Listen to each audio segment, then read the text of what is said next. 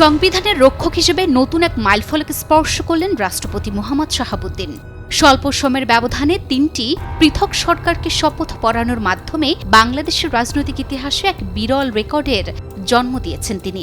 এর আগে কখনোই একক রাষ্ট্রপতির ৩ সরকার প্রধানকে শপথ পাঠ করানোর নজির কখনোই দেখেনি বাংলাদেশ। ১৭ ফেব্রুয়ারির স্নিগ্ধ বিকেল জাতীয় সংসদ ভবনের দক্ষিণ প্লাজায় রচিত হল এক ইতিহাস। নতুন প্রধানমন্ত্রী হিসেবে তারেক রহমানকে শপথ বাক্য পাঠ করান রাষ্ট্রপতি মোহাম্মদ শাহাবুদ্দিন। আর এর মধ্য দিয়েই একে একে তিনি ৩ জন সরকার প্রধানকে শপথ পাঠ করার রেকর্ড করেন। শুরুটা ছিল ২০২৪ সালের ১১ই জানুয়ারিতে। দ্বাদশ জাতীয় সংসদ নির্বাচনের পর টানা চতুর্থবারের মতো ক্ষমতা আসা নিষিদ্ধ ঘোষিত আওয়ামী লীগ সরকারকে শপথ পড়ান রাষ্ট্রপতি শাহাবুদ্দিন।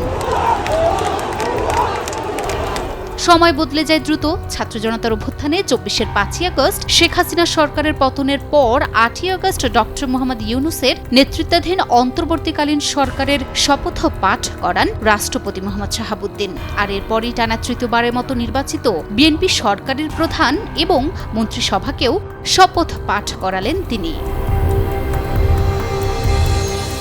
সাধারণত একজন রাষ্ট্রপতি তার পুরো মেয়াদে ১ বা ২বার মন্ত্রিসভার শপথ পড়ান, কিন্তু বাংলাদেশের সংসদীয় ইতিহাসে কোনো একক রাষ্ট্রপতির অধীনে এত অল্প সময়ের ব্যবধানে ৩টি ভিন্ন মেজাজের সরকারের শপথ গ্রহণ আগে কখনোই দেখা যায়নি। মাত্র ২ বছরে ৩টি ভিন্ন রাজনৈতিক প্রেক্ষাপটের সরকারের শপথ পড়ানো বাংলাদেশের ইতিহাসে এই প্রথম।